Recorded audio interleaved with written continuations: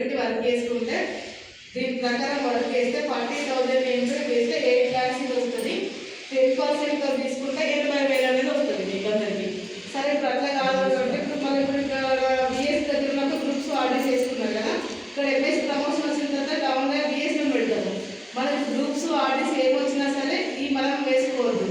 Down line ఉన్న బిఎస్కి మాత్రమే add చేయాలి. అది మనకి యాడ్ అవుతుంది, వాళ్ళకి అంటే మనకి ఇద్దరికి యాడ్ అవుతా ఉంటుంది. ఇప్పుడు అదే కామన్ మేడం ఉండవు. సీనియర్ నేను ఎంప్లాయీ కదా, ఆర్డీ వస్తేనేమో నాకు యాడ్ చేసి ఎంప్లాయీస్ ఉంటే కామన్ మేడం యాడ్ చేసుకుంటారు.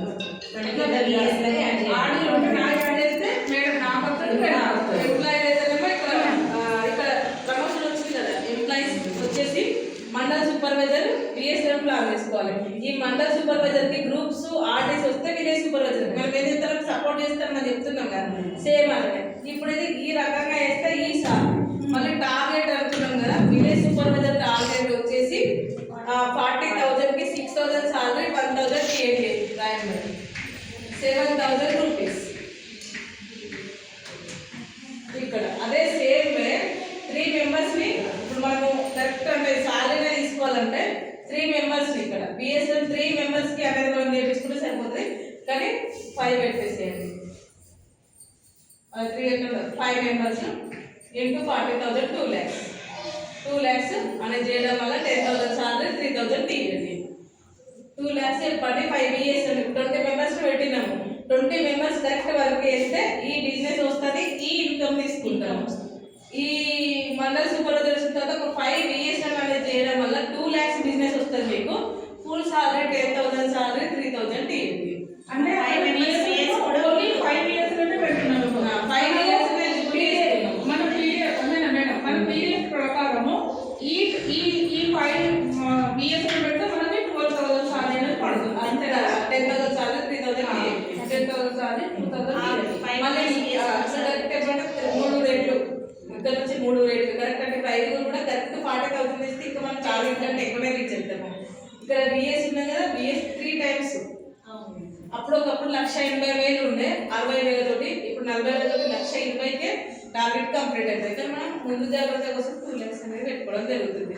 ఏదైనా సరే మనం అందరం కలిసి డోర్ టచ్ ప్రోగ్రామ్ అనేది చేసి ఫీల్డ్ వర్క్ చేయడం వల్ల ఇది అతి తక్కువ టార్గెట్ నాకు తెలిసి.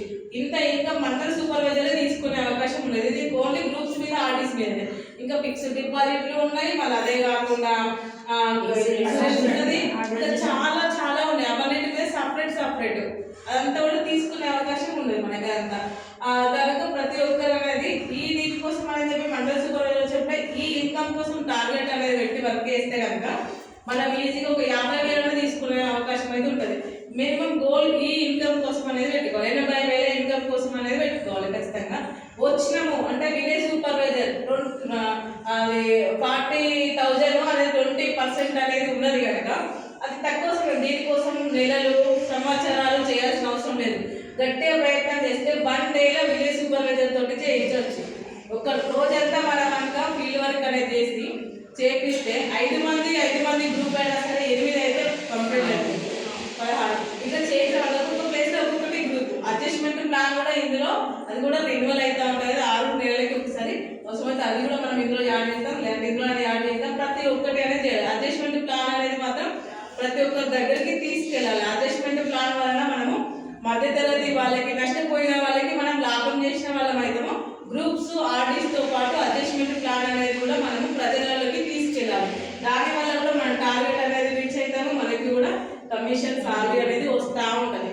ఖచ్చితంగా ప్రతి ఒక్కరు విలేజ్ సూపర్వైజర్ పెట్టిరు అంటే ఆ మంత్లోనే ఖచ్చితంగా రిజల్ట్ అయ్యేటట్టు చూడాలి. మనం గట్టి వర్క్ చేపిస్తే కనుక వాళ్ళతోటి ఒక్క రోజులోనే ఇప్పుడు అడ్జస్ట్మెంట్ ప్లాన్ ప్రేమత మేడం తీసుకొచ్చింది కదా 24. ఇంకొకటి అడ్జస్ట్మెంట్ ప్లాన్ తీసుకొస్తే అయిపోయింది వాళ్ళని. మనకు కావాల్సింది ఎంత 40,000, కానీ 48,000 వచ్చింది బిజినెస్.